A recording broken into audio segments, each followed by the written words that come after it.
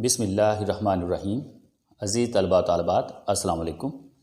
امید ہے کہ آپ سب خیریت سے ہوں گے۔ عزیز طلباء، اس سے پہلے ہم ایک نظم پڑھ چکے ہیں اور ایک غزل پڑھ چکے ہیں۔ تو جیسا کہ آپ کو پتہ ہے کہ ہماری ترتیب یہ ہوتی ہے کہ نظم غزل پھر سبق پھر نظم غزل پڑھتے ہیں اور اسی ترتیب سے ہم سلیبس کو کمپلیٹ کرتے ہیں، اور درمیان میں کچھ گرامر کے حصے بھی آ جاتے ہیں، وہ بھی ساتھ ساتھ چل رہے ہیں، آپ کو پتہ ہی ہے۔ تو عزیز طلبہ، ہم پہلے 4 اسباق پڑھ چکے ہیں جو کہ ہمارے سمارٹ سلیبس کا حصہ تھے۔ سلسلہ اسی سے آگے شروع کرتے ہیں۔ تو سمارٹ سلیبس کے مطابق اگلا جو سبق ہمارا ہے وہ ہے مکتوبات اقبال۔ مکتوب کہتے ہیں خط کو، تو مکتوبات اقبال علامہ اقبال کے خطوط جو انہوں نے لکھے۔ عزیز طلبہ، یہ سن لیں کہ مکتوبات اقبال جو ہے علامہ اقبال کے جو خطوط ہیں، ان کی تعداد بہت زیادہ ہے، تقریباً 1500 کے قریب یہ خطوط لکھے انہوں نے۔ کن لوگوں کے نام لکھے؟ اس میں ان کے دوست احباب بھی شامل تھے، بہت سے شاعر، بہت سے ادیب، سیاسی لوگوں کو بھی خطوط لکھے گئے۔ سید سلمان ندوی کے نام بھی خطوط لکھے ہیں، ٹھیک ہے۔ تو جو ہمارا جو پہلا خط ہے، صفحہ نمبر 48 میں نے لکھ دیا ہے، ٹھیک ہے، پہلا صفحہ نمبر 48 پہ پہلا خط ہے۔ تو یہ کن کے نام ہے؟ مولانا گرامی کے نام۔ مولانا گرامی سے مراد کون سی شخصیت ہیں؟ اس سے مراد غلام قادر گرامی۔ غلام قادر گرامی فارسی کے بہت عظیم شاعر ہیں، فارسی میں انہوں نے شاعری کی ہے، ٹھیک ہے۔ جلندھر کے رہنے والے تھے، علامہ اقبال کے دوست بھی تھے، اور علامہ اقبال ان سے رہنمائی بھی لیتے تھے شاعری کے سلسلے میں، ٹھیک ہے۔ اور یہ بھی کہا جاتا ہے کہ جو مولانا غلام قادر گرامی ہیں، یہ حفیظ جلندھری کے استاد بھی تھے، فارسی کے عظیم شاعر۔ ان کے نام یہ خط لکھا گیا ہے، اس کو پڑھیں گے، لیکن اس سے پہلے تھوڑا سا میں نے معمول کے مطابق مصنف کا تعارف لکھا ہے۔ ویسے تو ڈاکٹر علامہ محمد اقبال کسی تعارف کے محتاج نہیں ہیں، پھر بھی تھوڑا سا اضافی طور پہ بطور شاعر میں نے لکھا ہے۔ انہوں نے اردو شاعری کی، فارسی شاعری کی، اور شاعر مشرق بھی ان کو کہا جاتا ہے۔ ان کی شاعری کسی تعارف کی محتاج نہیں ہے۔ فلسفہ کے یہ ماہر تھے، بطور فلسفی بھی ان کو تصور کیا جاتا ہے۔ اور ایک اہم بات، مفکر پاکستان بھی ان کو کہا جاتا ہے، یا مصور پاکستان بھی کہا جاتا ہے، یعنی انہوں نے پاکستان کا تصور پیش کیا تھا 1930 میں۔ اچھا، یہ مصنف کا تھوڑا سا مختصر تعارف۔ اس کے بعد دیکھتے ہیں کہ جو مکتوبات اقبال ہمارا سبق عنوان ہے، کس کتاب سے یہ سبق لیا گیا ہے۔ یہاں پہ میں یہ واضح کر دوں کہ مکتوبات اقبال کے نام سے بہت سے خطوط بہت سی جلدوں میں لکھے گئے ہیں، تقریباً 4 جلدوں میں یہ خطوط شامل ہیں، ان کی تعداد 1500 کے لگ بھگ ہے۔ تو 2 خطوط ہمارے یہ سبق کا حصہ ہیں، پہلا خط ہم پڑھ رہے ہیں۔ تو اس کی سب سے پہلے دیکھیں صنف کیا ہے۔ اس سبق کی صنف ہے مکتوب نگاری، ٹھیک ہے، یہ آپ نے یاد کر لینی ہے۔ اس کے بعد اس سبق کا ماخذ کیا ہے، یعنی کس کتاب سے یہ سبق لیا گیا ہے، یہ خطوط۔ تو ماخذ میں نے لکھا ہے مکاتیب اقبال۔ مکاتیب اقبال اس کی 4 جلدیں ہیں، ٹھیک ہے۔ اور یہ سارے خطوط کو کس نے یکجا کیا، کس نے مرتب کیا؟ سید مظفر حسین برنی نے۔ انہوں نے علامہ اقبال کے خطوط کو بڑی محنت سے اکٹھا کیا اور ان کو مرتب کیا مختلف جلدوں میں، ٹھیک ہے۔ اب ہم پہلے خط کو ساتھ ساتھ پڑھتے جائیں گے، مشکل الفاظ کے معنی بھی میں نے سامنے لکھ دیے ہیں آپ کے، ٹھیک ہے۔ توجہ کے ساتھ ذرا سب سے پہلے یہ دیکھیں کہ انہوں نے شروع کیسے کیا، آغاز کیسے کیا خط کا۔ جناب مولانا گرامی، ٹھیک ہے، عزت دینے کے لیے، چونکہ یہ بہت عظیم شاعر ہیں، علامہ اقبال کی اصلاح بھی کرتے تھے، علامہ اقبال ان کی بہت عزت کرتے تھے۔ اچھا، یہ سن لیں کہ میں نے سبق کے اہم نکات بھی لکھے ہیں، ٹھیک ہے، یہ آپ کی آسانی کے لیے، ان کو رکھے ذہن میں، پھر آپ زبانی بھی سبق کا خلاصہ یا باقی چیزیں کر سکتے ہیں۔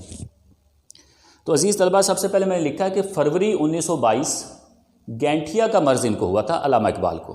گینٹھیا ایک بیماری ہے، یہ جوڑوں کے درد کی بیماری ہے۔ اس میں کیا تھا کہ علامہ اقبال کے پاؤں کے جو انگوٹھے تھے ان میں درد شروع ہو گیا تھا، چلنا محال ہو گیا تھا، چلنا مشکل ہو گیا تھا، انتہائی تکلیف کے دن تھے یہ۔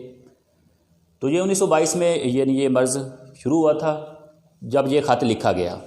تو خط کے آغاز میں وہ یہی لکھتے ہیں کہ میں ابھی تک علیل ہوں۔ علیل کا مطلب بیمار ہوں۔ علیل کا معنی میں نے سامنے لکھ دیا۔ گو پہلے کی نسبت بہت افاقہ ہے، بہتری ہے، دعا کیجیے کہ اللہ تعالیٰ کامل صحت عطا فرمائے۔ آگے پھر ذکر آ رہا ہے حکیم اجمل خان کا، انہوں نے دوا بھیجی تھی۔ ڈیئر اسٹوڈنٹس، حکیم اجمل خان دہلی کے بڑے ہی مشہور یہ حکیم ہیں، ٹھیک ہے، بڑا یہ نامی گرامی حکیم ہیں۔ انہوں نے دوائی بھیجی تھی دہلی سے، مگر اس سے بہت کم فائدہ ہوا۔ پھر وہ مزید آگے ذکر کر رہے ہیں گورداسپور کا۔ گورداسپور یہ علاقہ ہے مشرقی پنجاب کا ایک ضلع ہے۔ چونکہ علامہ اقبال بڑی مشہور ہستی ہیں، پورے یہ ہندوستان میں مشہور تھے، لوگ ان سے محبت کرتے تھے، ان کو عقیدت تھی۔ تو پھر آگے تیسری بات وہ کیا کر رہے ہیں کہ گرداسپور سے ایک حکیم صاحب خود بخود تشریف لے آئے تھے، انہیں کسی سے میری علالت کا حال معلوم ہوا تھا۔ علالت کا معنی بیماری، جس سے فائدہ معلوم ہوتا ہے۔ گرداسپور کے حکیم نے جو خود بخود آئے، دوائی دی، اس سے کچھ بہتری آ رہی ہے، اور اس کی وجہ کیا ہے کہ مجھے یقین ہے کہ اس دوا سے فائدہ ہو جائے گا، کیونکہ جن اجزاء سے یہ مرکب ہے، یعنی جن چیزوں سے یہ مل کے بنا، اس میں اخلاص بھی شامل ہے۔ اخلاص، ان کا خلوص، ان کی محبت شامل ہے۔ اس لیے علامہ اقبال کو یقین ہے کہ وہ اس حکیم کی دوائی سے جلدی ٹھیک ہو جائیں گے۔ اس سے آگے دیکھتے ہیں، آگے میں نے پوائنٹ لکھا ہے میاں ریاض الدین۔ میاں ریاض الدین تاجر کتب تھے، لاہور میں ان کی بہت بڑی حویلی تھی، ٹھیک ہے، بہت سے دوست احباب وہاں پہ آتے تھے۔ یہ اس صفحے کے آخر میں ان کا تھوڑا سا تعارف لکھا گیا ہے۔ بہت سے رئیسوں کی طرح یہ رہتے تھے، نہایت کشادہ دل کے مالک تھے، دسترخوان بڑا وسیع تھا، ٹھیک ہے، اور ادب کی محفلیں اکثر ان کی حویلی پہ منعقد کی جاتی تھیں۔ تو میاں ریاض الدین صاحب نے، جو کہ تاجر کتب تھے، اور ایک دوسرے ادارے کا نام میں نے لکھا ہے انجمن حمایت اسلام، یہ بھی ایک ادارہ تھا لاہور میں، ان دونوں نے مولانا گرامی کو دعوت دی تھی لاہور آنے کی، ٹھیک ہے، لیکن مولانا گرامی نے یہ دعوت قبول نہ کی تھی۔ تو علامہ اقبال کیا کر رہے ہیں، ان سے استدعا کر رہے ہیں، درخواست کر رہے ہیں کہ میری تو یہ رائے ہے کہ ضرور ان دونوں دعوتوں کو قبول کریں اور لاہور آئیں۔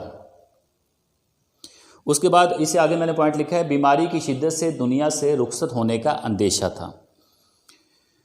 اس سے آگے یہ ساتھ ساتھ پڑھتے جائیں۔ میں تو اپنے آپ کو اس درد کی وجہ سے رفتنی سمجھتا تھا، رفتنی جاننے والا، مرنے والا، ٹھیک ہے، یعنی اتنی تکلیف تھی پاؤں میں کہ علامہ اقبال یہ سمجھ رہے تھے کہ میں تو اب جانے والا ہوں دنیا سے، مگر محض اس خیال سے تسکین تھی کہ پاؤں کا درد ہے، حرکت محال ہے، محال یعنی مشکل ہے، محال مشکل ہے، رفتنی نہیں آمدنی ہوں، آمدنی آنے والا، یعنی میں جانے والا نہیں ہوں، بھلا کوئی پاؤں کے درد کی وجہ سے بھی دنیا سے رخصت ہوتا ہے۔ اس سے تھوڑی تسکین حاصل ہوئی۔ مزید آگے بیان کر رہے ہیں، باقی خدا کے فضل و کرم سے خیریت ہے، امید ہے کہ آپ کا مزاج بخیر ہوگا، ممکن ہو تو لاہور ضرور آئیے اور لوگوں کو اپنا تازہ کلام سنائیے۔ یہ میں نے پوائنٹ لکھا ہے کہ لاہور تشریف لانے کی اور کلام سنانے کی فرمائش کی تھی علامہ اقبال نے۔ آخر میں اس خط کے آخر میں ایک اور بات ہے، کل بمبئی سے ایک عرب کا خط آیا، بمبئی جس کا اب نیا نام ممبئی ہے۔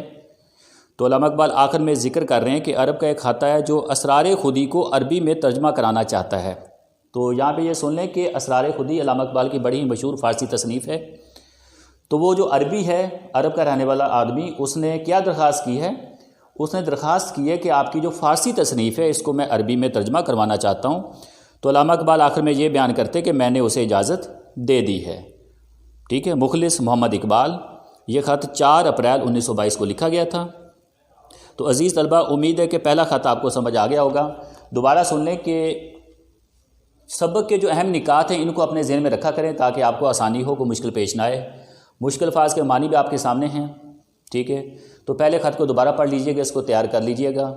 تو اگلے لیکچر میں انشاءاللہ دوسرے خط کو پڑھیں گے، اس کو سمجھیں گے۔ اب مجھے اجازت دیجیے، اللہ حافظ۔